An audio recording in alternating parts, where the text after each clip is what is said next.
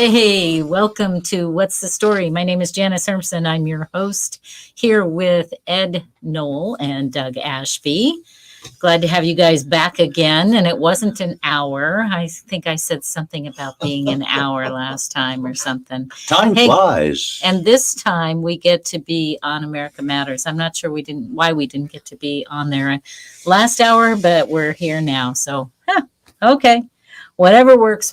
And don't forget that if you miss a show, we air on 93.7 FM in the Northern Nevada area. We do our replays on there on the radio, 7 to 9 p.m. on Tuesdays.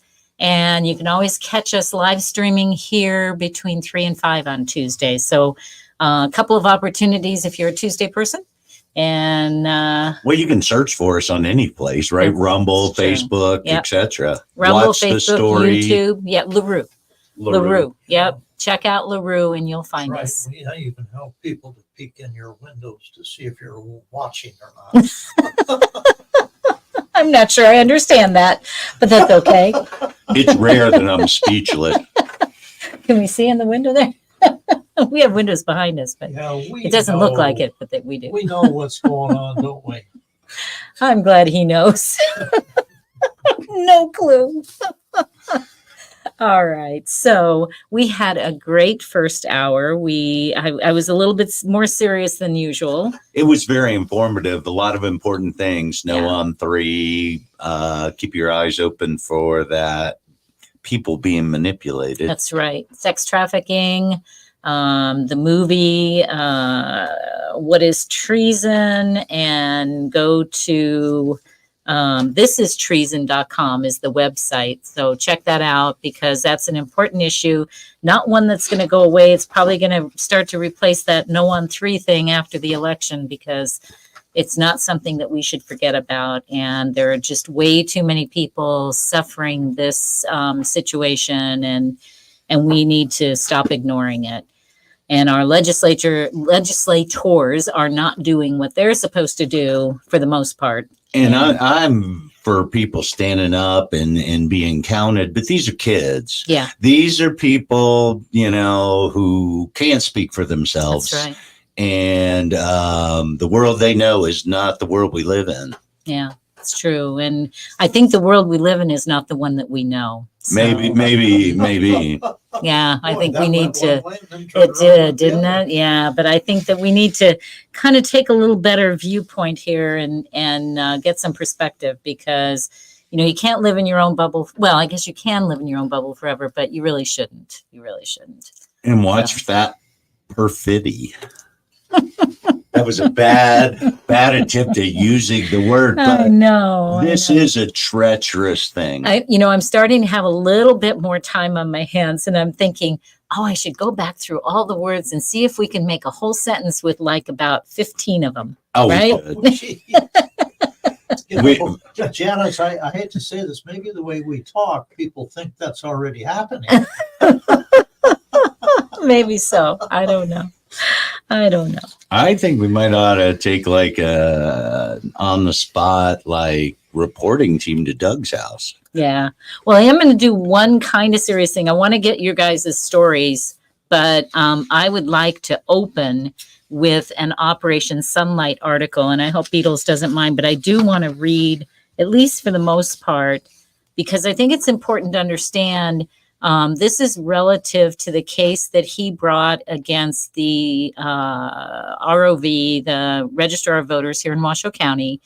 And he was trying to have the registrar and the Alexis Hill, the chairperson for the Washoe County Commissioners, and Eric Brown, the manager, removed from office. So he took it to court, kept it on a state level, not a federal level. They tried to dump it into a federal case, didn't work. He, had that dismissed and put it back into a state case, ended up going all the way to the Nevada Supreme Court, went through all the proper channels of trying to get heard, and ultimately they refused to listen. So he decided to take it to the U.S. Supreme Court. So here's his article in reference to that. Breaking news in the fight for accountability in government and fair elections. For years, we've seen courts, particularly in Nevada, fall short when it comes to upholding the law in cases tied to elections. After Nevada courts turned their backs on justice, I took the next step. This is Beatles speaking. I filed an appeal to the Supreme Court of the United States, case number, write this down, 24-346. As of 9/27, my case has officially been docketed by SCOTUS, and they have ordered the respondents, in this case, the District Attorney's Office, to respond to my writ by 10/28/24. Do you find it interesting that the so-called press has refused to cover this? And so this is now October 1st. This case was filed on 9/27. And if you know anything about the media, you know they check those cases. Yeah. They know stuff. Yeah, they know. It'll come out in a couple of weeks. They know this has been filed. And I happen to know the DA's office was advised of this a week before. So they've known about this. And generally what they have done is they've run to the media and they talk about all this stuff. And there's been no mention of this case except for the $106,000 that Beatles had to pay as a result of them sanctioning him for bringing the case. So that was the only notation. So a day after that story hit about him paying the bill, because he did pay the $106,000, a day after is when this case docketed. Now, wouldn't that be relevant to talk about if you were the media? Wouldn't it be relevant to say, hey, you know what? He paid the 106, but I guess he's still pursuing it because he just got a case accepted at the Supreme Court? They've made a fool. They've made him a fool, right? They've made him a fool and a laugher to all the left. And now his stick-to-itiveness right. So let me just... and his ability is put him in a spot where they can't. Right. So he says, what does this mean? At least one Supreme Court justice has read my writ and found it compelling enough to seek more information from the respondents. So it's not like going to be heard at this point. It's at the very, very, very early stage. This is a major step forward. Should the respondents file their response or not by 10/28, a justice may seek support from 3 others to grant my writ. If 4 justices agree, SCOTUS will take up the case, and we could see true justice finally delivered. The odds are stacked against us statistically. The Supreme Court receives thousands of petitions each year, but only hears a small fraction, typically less than 2%.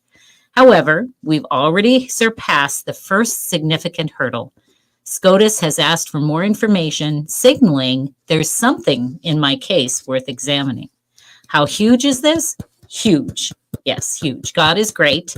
This happens less than 20% of the time, according to statistics found online. What's at stake here? The Nevada courts have ignored key constitutional issues because this case, this writ that he put in is totally about the First Amendment. The Nevada courts have ignored key constitutional issues SCOTUS may now have a chance to address. I believe this is an opportunity to right some wrongs. Of course, this process is in God's hands now. Should the justices agree to hear my case, we'll enter a new, turn the page, phase. One that could end with oral arguments before the court and, God willing, a favorable decision. I don't know. I just find it really interesting. Here's a person who's not an attorney, who has gone through all of these processes and is just sitting here very casually saying, yeah, well, we might have to have oral arguments in front of the Supreme Court. Right. And he's not an attorney. Wow. Not an attorney, not versed in how all these things happen. Well, and can we talk briefly? Is all I can say. Can we talk briefly about why he is adept? I mean, he's been unable to get support in Washoe County because no attorney, they're afraid to get painted with a conservative brush. Right. And ostracized by the left. Yeah. I mean, and so he did it himself. He learned it and did it. Yep. It's awesome. It is. So if this is granted, both sides will file briefs on the merits and oral arguments will follow. The justices will then convene in private to discuss the case and cast a preliminary vote, which leads to the drafting of opinions. The final decision is then released with far-reaching implications for the law and future cases. The process takes time, months, But today we celebrate the fact that SCOTUS is paying attention. It's a monumental step that defies all the odds. So let's continue to pray for justice and hope that through this we can still see real accountability. So, the odds are low. The odds are very far out there, but thank God that at least it was heard this far. And Hopefully you got to applaud the man for doing what he did. Isn't it an embarrassment to the state Supreme Court when they... I don't know how that's viewed at all. Right, I'm not and in I those know circles, there's so I have no idea. well, there's state court and federal court. I get all that, but when you've taken something to your state Supreme Court and they say poo-poo, and you go to the federal Supreme Court and they go, hey, thanks. Right. We were looking for that. So Steve's comment is the media brands people as crazy if they're not stating the approved story to take the words out of their mouths. And he's so right about that. Thanks, Steve, for your comments. We do appreciate it. So I think it's inside their window of time. They have to wait 2 more days before they can say Beatles is a regular guy. Right? They have time frames on all these things. Well, but it's really notable that there's no story about this. Yeah. There is no story. They were quick to talk about, he's going to try and go to the Supreme Court to talk about the $106,000. Well, if that's really what they believe, then why are they not spouting that today after he just paid that 106 and his case got accepted? At least on the peripheral of the very basic level. But that's pretty big, according to what he's saying. So he put the attorney general to work. No, actually, it's the district attorney here in Washoe that has to respond. Oh, really? Yes. It's the district attorney that has to respond to that. I'm sure they'll have help. I was going to say, do you think someone's nose isn't going to be that far away from that job? So anyway, that's my story for today. I wanted to butt in on your guys' story. No, that's really awesome because I think that's important. It is so just ridiculous to me, folks, that our state or local government is this way. They don't believe. I mean, broken laws in black and white in front of you don't care, don't matter. And I don't like it, man. Right? It's not how I grew up, right? No. When you break laws, there's repercussions. Right. And that's for the people and the government. Right. It's for both.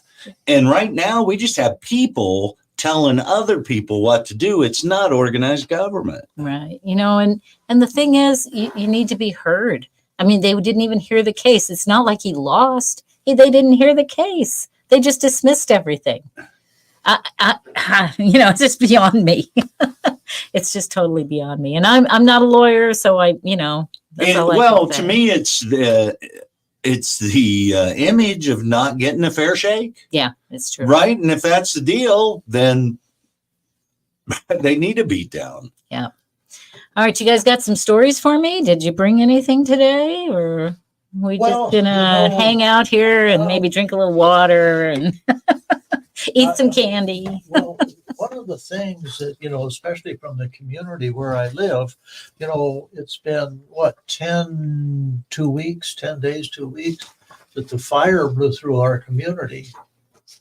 And we have lots and lots of signs that are thanking the first responders and which is nice. Yeah, that's nice. Which is, and knowing both sides of this issue, 37 years or 35 years in the fire service, and then seeing it come that close to your home, you would think that they would juxtapose real closely, but they don't. I mean, when it's happening to you is a lot different when it's happening to them. Right. Because you can always divorce yourself. Right. I wasn't really that afraid until we returned back home and I saw how close it really went. But to me, for what I saw, the real heroes, and they call them first responders. I don't like that. I like using the word firefighters, is these borate bombers.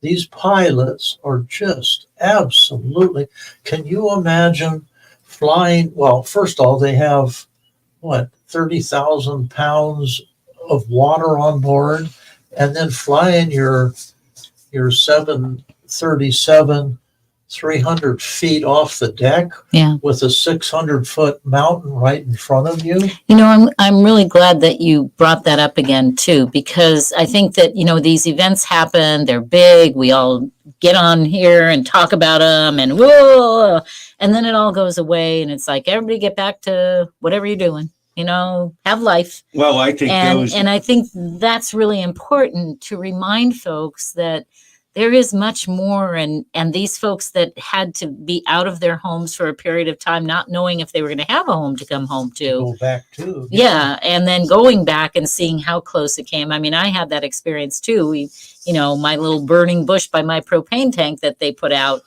you know, that was huge. And I was like, oh, thank you. Right. And then seeing homes burned, you know, just down the street and, you know, I mean, in really weird ways, right? Where it hit and where it didn't. It So comes back to frighten you. it does. really It does. And it makes you really think about it. And so I thank you for, you know, mentioning that so that we remind folks about it. Airplanes, you know, that's just the tip of the iceberg. There's Right. something else to think about. First of all, you're flying over uneven land. You're flying over uneven land with varying temperatures. have you ever met any of those guys? Yes. So, best I can tell, they do it every day of the week, right? They love it like a video game. They love it. They're adrenaline junkies like the squirrel jumpers. They do us a great service, but they dig it. Boy, Ed, you're absolutely.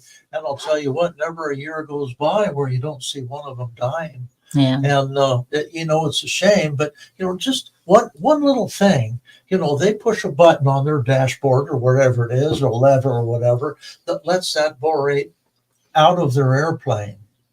If that one little hitch doesn't allow that weight to leave the airplane, now they have that ridge top that they have to clear first of all, they don't get the lift. Those planes are built by Boeing, aren't they? So they're safe. Yeah. And, you know, the super scoopers, that's something to talk about too. Those guys, and one of the things, see, each one of these airplanes that we talk about, you know, whether it's, they call them rotary wing, helicopters, you know, you have 5 or 6 of them working.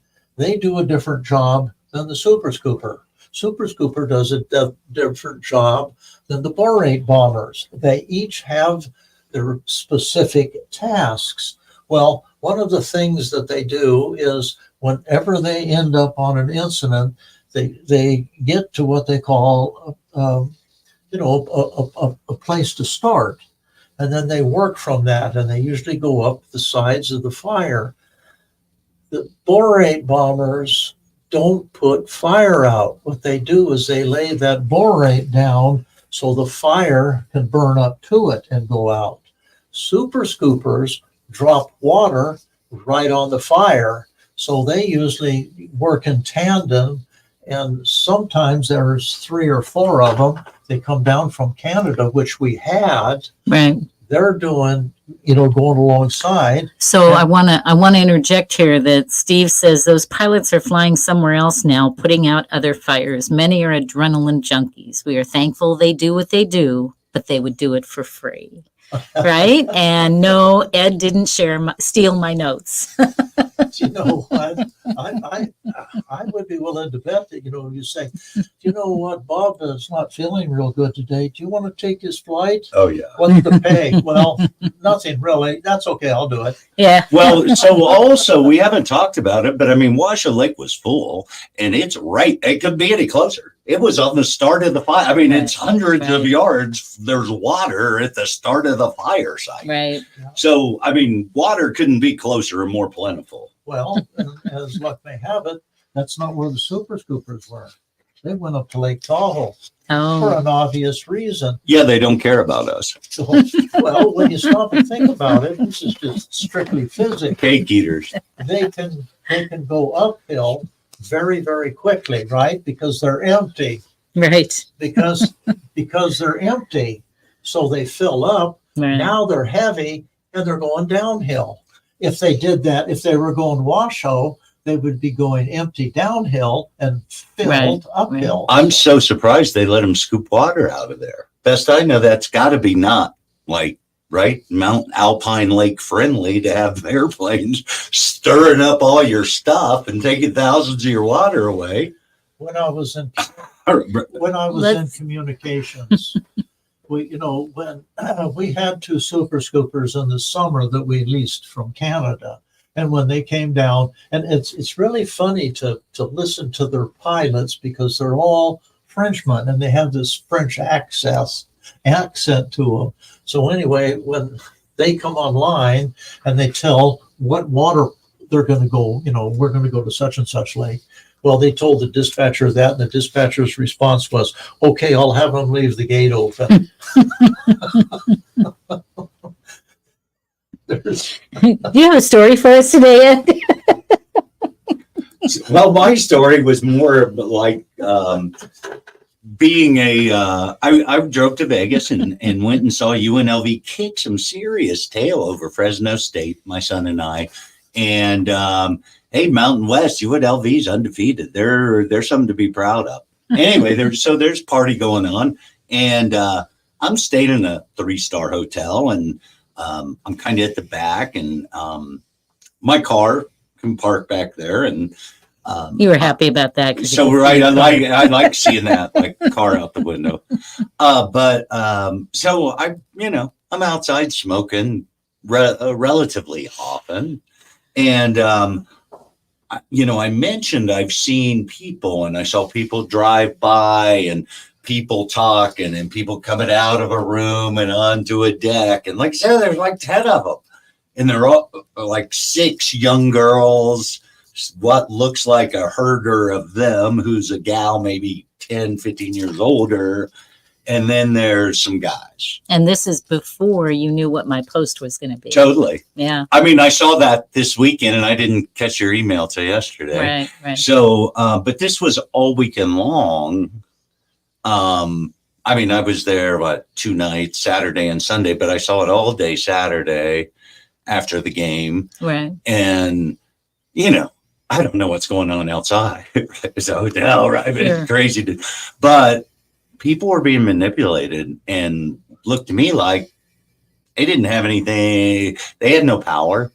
Right. Right. And it didn't appear as they were their kids. Right. And they're not working for them. I mean, legitimately, that it looked, they had a control over these folks. Did you think that at the time before we had? Okay. They had a control over them. Now, I don't know for what purpose. Did you feel like you needed to do something about it? Or did you just feel like, wow, that's weird? I don't think it's provable. If you go, right, it's like, we're just staying in a room. We're on. There wasn't anyone unhappy. Right. They were begging for stuff. Right. I want this. I want that. Right. Like, kind of thing, like kids. Yeah. But they were being controlled and manipulated, but I don't know for what end. And if I called somebody, were they going to just deny it? There's no evidence or physical. I didn't see anybody hurt or anything. And I think that's the tough part of that situation. I have to admit, there was a time recently that I was in the grocery store and I saw this man with this child, and my impression was, that just doesn't seem quite right. And it wasn't a race thing or any of that. They were the same race. They easily could have been father, and I don't even know if it was a girl or a boy, to be honest. But I remember just getting a weird feeling about it and thinking something's not right there. I don't know if it was a look on the kid's face or what it was, but what can you do about that? There's nothing you can do. Well, right. You have to see evil or know the system and report it, and somebody dig into it. But, be alert, because best I know, even if you're alert, it goes darker underground a little bit, but maybe they move. Maybe it makes them do something different where they get caught. Right. I mean, be alert. Yeah. If you're alert, maybe, just pay a little more attention. Yeah. Don't put yourself in danger, because this is a ruthless play. I mean, people you wouldn't think would do stuff.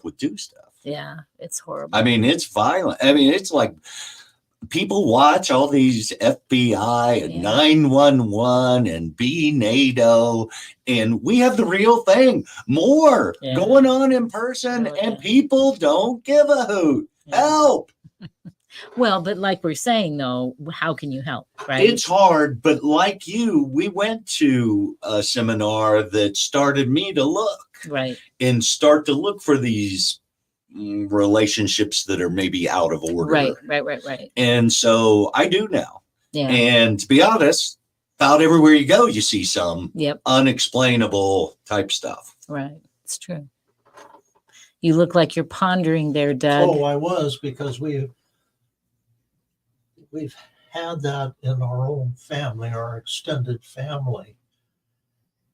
And a guy ended up going to prison, and the judge, I can't remember exactly what his sentence was, but what the judge says is what was remarkable. He gave him 35 years in prison without the possibility of parole. And then the judge said, I would have given you more, but I'm locked in by the law. Wow. Isn't that something? Wow. So he was a Diddy Combs kind of guy. Yeah. Well, Sounds like terrible, you know. And if you, I don't want to get into the specifics of it, but if you look at this guy, he was just what looked normal. Sure. But you don't know what's going on between their ears. You don't. And it's frightening, you know, when you have young children and teenagers and they want to just go out and have fun. Yep. You know, and they want to meet somebody and, you know, have a real life, right? There was a lot of telltale signs. This isn't a telltale sign. This is one of the girls that was being molested when she was, 12 or 13. She went to school, told the teacher went to the principal, and the principal said, well, we'll get your mother and her significant other in here. And the mother and the significant other says, oh, she's just exaggerating. None of that went on. And the school dropped it. That mother needs to be beat. She needs to be in prison. Yeah. Because she witnessed it and didn't do anything. There was 2 little girls that were being molested by a significant enablers. Yeah. Right. And like anything, right? They don't do it alone. Nobody does it alone. Yeah.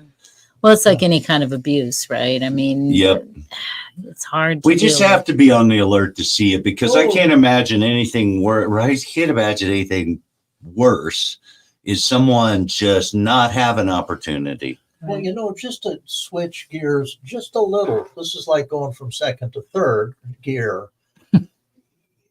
Stories back, probably the last time we approached it was maybe over a couple of years ago. Janice had the statistics of all of our elected officials. Oh, yes, that was during 2020. Yeah. And it's ugly.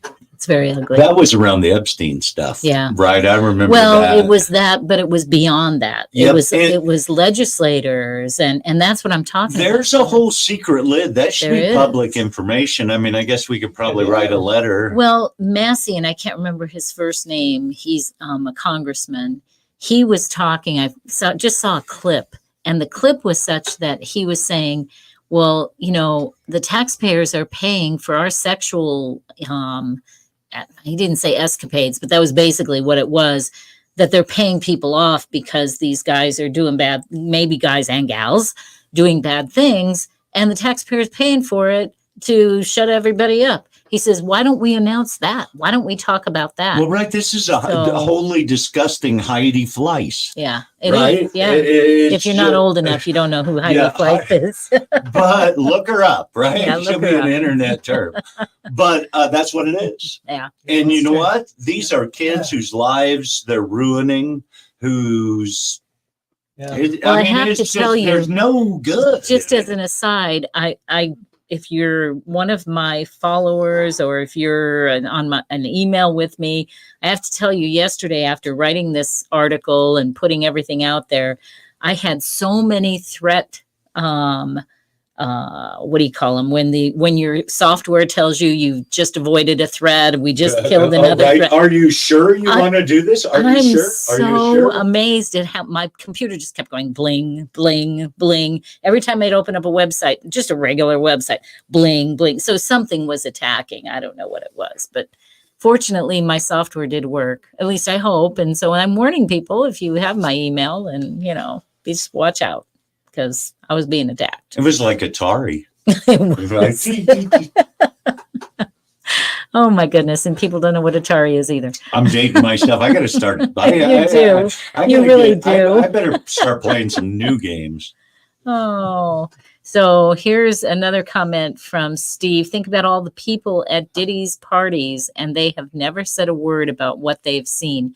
I agree with you, Steve, and I actually was on Twitter, happened upon a post from a lady who actually talked about that and what happened to her, and how she realized that she was being drugged, or they were trying to drug her, and how they were ripping off her clothes and doing all these crazy things. She managed to get out, but she's just now talking about it. And a part of you can go, well, I get it. She feels threatened. But then another part of you says, yeah, but if you come out, I'm really going to get threatened. Yeah, I know. It's a really tough thing. We tried to fire 2 black ladies. Matter of fact, we didn't try. We fired in communications for the LA County Fire Department. And we ended up getting death threats over that. Just because you fired her for... That's not fun. It's just words off of poor performance. Lips. But, they do have an impact. Yeah.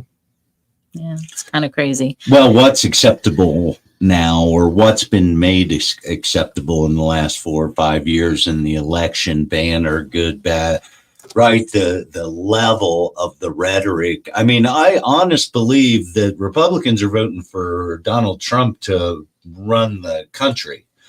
I think that Democrats have Kamala Harris running because she's not Donald Trump. They don't have a plan. No. He's just not Trump, and that's a disaster waiting to happen, folks. Be smart. And there are foreigners out there that are saying, why in the world would you vote for this woman? Right? I mean, they're wondering, investors that want to know, why would you do this? And, I don't want to invest in your country. You're going to go to socialism. Yeah. So that's just the way it's going. I always kind of go, right? Take your kids or your partner and go, hey, defend your candidates while you're voting for them. Yeah. Yeah. Well, I'd like to hear some defending. There is none on that. And let's think past the election. Assume Donald Trump wins the election. And it's not any better. Can you imagine?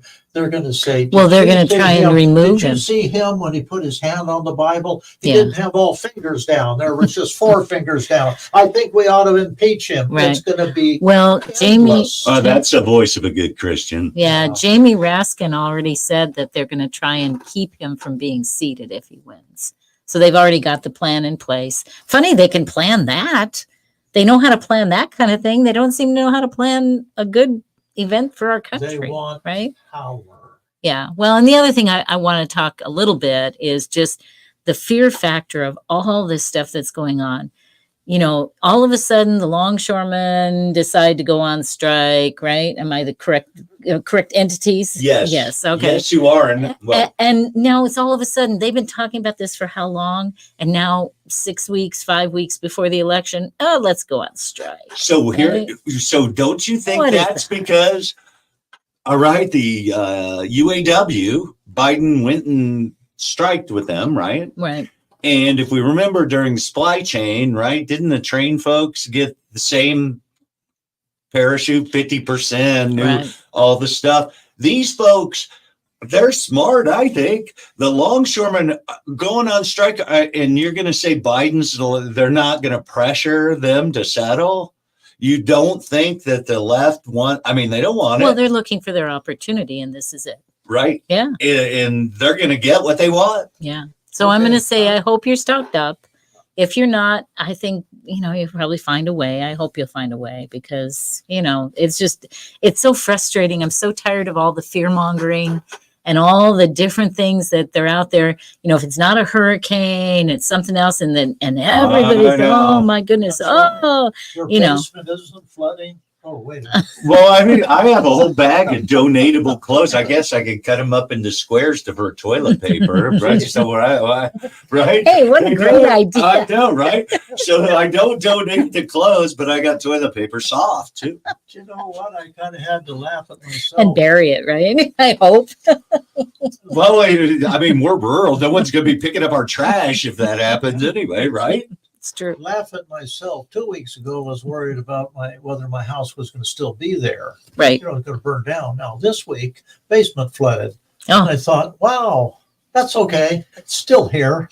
I could put up with the flooded basement. I think that was preventative. You should have had the flood before the fire. It would have been like they could have worked together.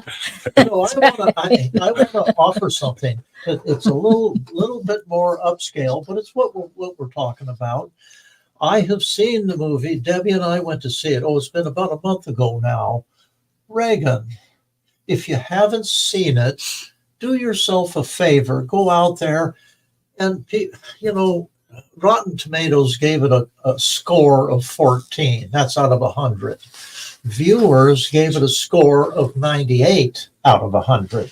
So, well, that's just political. But the reason I offer that is that the powers to be don't like it's not if it bleeds, it leads. It's a good story. Well, they'll say, yeah, they just cherry picked it. It's all the positive things. Yeah, that's why you go to see it. It's uplifting. This is what politics can do. You will go out. How many shows do you go to when they do the closing credits? Everybody's clapping. Yeah. You know what? Rather than throwing stuff at the screen. Did you ever do that as a kid? What, throw stuff at the screen? Yeah. Never. Oh, come on. You didn't your I little never box, your little box of popcorn, you'd sail it up there. Are you kidding me? My dad would have shoved that so far down my throat. I mean, there's no chance I'm throwing stuff. I was leading up to that. I didn't do it either. Yeah. But really, you ought to, it's still running in most theaters. The liberals hate it, the conservatives love it, and it's an uplifting movie. Reagan, go see it. All right, go see it. Even if you're a liberal, you might like it. You never know. All right, I wanna talk a little bit about ebook. I was supposed to do this last week, and I think I forgot. The ebook. The ebook. We were so crowded with like quality conversation last week. I don't even remember what we talked about. That it like just blended all in, and I didn't. Me? We did. Yeah. We missed you. Immensely. Go listen to last week's show. You'll see how Ed missed you. You missed me like athlete's foot, right? So anyway, I just had said this isn't going to be long or detailed or any of that, but just about publishing an ebook versus a print book, or should you publish both? And I think that my biggest recommendation, and it always is if you don't have a following and you don't know how to get a following, you need to do an ebook. I would even recommend maybe doing a Kindle Vella, which is, I hope I'm saying that right, which is that you can post some stories and you get paid on them. And why are you laughing at me? Kindle Villa sounds like some house up by Doug's house. Now I have to look it up. Isn't that the name of a house up by Doug? It's like a small castle or something. All right, now let me look it up. No, it's Kindle Vella, the official Kindle store. So Coffee Creamer. You're so it's funny. Called Kindle Vella. Discover stories that pull you in one short episode at a time. So what you can do is you can go in there and you can read different stories from people, and they're just shorts. So if you're developing like a book or something, the way to find readers is to give them something to read, right? So either do a blog or do something. And the reason, we're in the print business. I want you to print a book, but I don't want you to print a book if you're just going to, unless you just want it for yourself. That's good. That's okay. But if you're going to do this as a profession or in a commercial way, the best thing to do is to find out who your audience is. And sometimes we think our audience is one group and it turns out to be another. My boring story about a guy who writes poetry, thinks he's writing for young people, turns out he's writing for old people. So, it's true. And he went, hey, we published this book. I thought all the kids would love it, but the old people love it. So, and he was young, but his stories resonated. His poetry resonated with people who were older. So you don't know until you put it out there, unless you've done a lot of homework and had some good readers read your stuff. So I'm just saying that I love print, and I think you should put it in print eventually. But I think that it's wise to, if you're going to do a book, start out with either something like the Kindle Vella, get your stories out there, do a blog, find out who likes to read your stuff. And if you're passionate, you'll keep at it. If you can't physically touch it, does it exist? Yes, it does. I know. I love print books. I do. But I hate to see people spending money when they don't necessarily know. It's like starting a business and not doing a plan, right? You got to have a plan before you open the doors. Otherwise, you're spending a lot of money and without having any benefit. Does that make sense? You disagree with me, I can tell. No. So my twist on it, I have a twist on it, and that is different people's views of success. True. Just like politicians, like the mayor, maybe, right? That's a win for her. She's achieved. She doesn't have to work now, she thinks, because she's achieved, right? And to me, that's problematic. And as an author, maybe the book, the product is their... And I'm perfectly okay with that as well. I do. I see people when they have their book and they hold it and they see it. Oh my goodness. It is what they really wanted. And I'm perfectly okay with that. What I'm not okay with is, but how come I'm not selling any? Right? Well, there's work with that. And there's lots of levels on that. So if your goal is just to see your book in print, no problem. No problem at all. But if your goal is to be a best-selling author, or at least a readable author, or somebody that has some following, you need to do the work. And right. So you win either. Ebooks are a good way to start. You win either way, right? You either get success or personal growth. Yes, you do. And I guess, I harp on this a lot because I just hate to see people burn money when they could be getting the education in a much less costly way, and then go ahead and print and do the things that you want to do and get it out there and make it happen. So anyway, that's my short. When Janice and I first met and we sat down and she wanted to talk about my book a little bit, she asked, and I should have been prepared for this, but I wasn't. She said, well, what are your goals for your book? And I went, It's true. He did.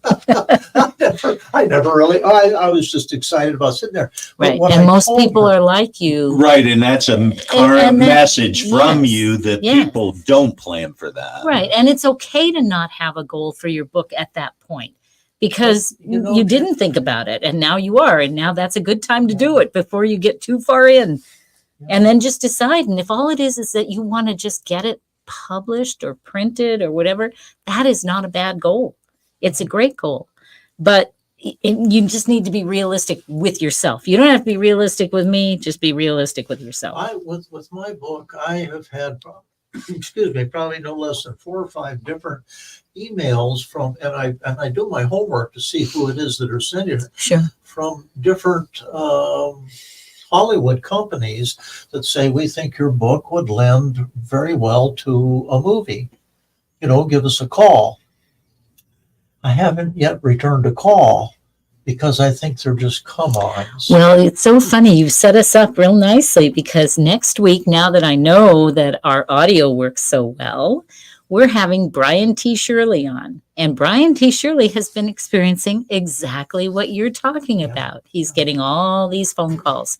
So he's going to share about the book scams and how he has turned that into a little bit of a comedy show for himself. Cottage business. Yes. So, know what? So it's a good lead-in, and you didn't even know he was going to be here. Well, the thing of it is I look at this, and they appear to be a good publishing company, But I'm afraid to even to call them back. So if you trust anybody, you're a crazy person. That is true. You have to find a friend and ask them for a referral. And you get that referral and you use it, right? This is networking 101, and this is why we network, right? Best I know, you guys have a dentist, right? You have a doctor, right. Bet you don't take your car just anywhere, right? Well, I mean, so people have a plan. Right. Steve Yeah, has contributed a comment here. My car to a doctor that's moonlighting. So Steve says that Andy Weir posted a PDF of The Martian on his website for free until it was discovered. How about that? So there you go. And then he also says, call the main number and ask for the person who's contacting you. That's very good advice. Yeah. Get the person's name, get the phone number, and then call that number and say, hey, I need to talk to XYZ guy. Yeah. An XYZ guy doesn't exist if the phone number even exists, right? So there you go. All right, it's book blitz time, and we only have a few minutes, but let's do it. So I will start since you guys are just jumping at it. And, I got a mail recently from our Attorney General, Francisco Aguilar, and it's important Nevada voter registration card and signature update form, not a ballot. I am a Washoe County resident. I believe my son got one too. It was the same shape and stuff. I didn't open it, but it is a voter. I've lived in Reno, Washoe County since 1996. Never seen one of these, right? Do you know anything about this? What is the purpose? This is actually from Francisco Aguilar, who is your Nevada Secretary of State. And he was kind enough to decide that people's signatures change. And if they changed, maybe you want to send in a new signature along with your social security number, your driver's license number. Right, and here they are, all on a simple postcard. All on a simple postcard. Simple postcard you can put in the mail and send off to him. Isn't that what you want to do with your information? So the offices have had droves of people walking in because who wants to send in a postcard with your signature? Even though, by the way, folks, in Nevada, if you do a mail-in ballot, your signature is on the back of that envelope, exposed to everybody. That's not a good idea. Well, it's not a secret. Yeah. It's not a secret. So, I mean, I don't know why it matters. Well, they just decided that, and all we know is that they said, oh, no, have no fear. We're just trying to update and make sure that if somebody's signatures change, that you can go ahead and put it on file. But I am a witness that it doesn't matter if you do, because I told them my signature was wrong. I filed a claim about it, and they called me back and said, no, that's your signature. Right, we have these firsthand situations, and they send this out. There's a motive. There's some ulterior thing. It feels that way. It does feel that way. I mean, again, I don't know. My signature. I've been here 30 years. Changed, yeah, right? I've been here 30 years, and I've never received a card like that. And best I know, our election laws haven't changed. Oh, no. They did during COVID. That's right. I forgot. Janice, it's crazy. You mentioned your signature.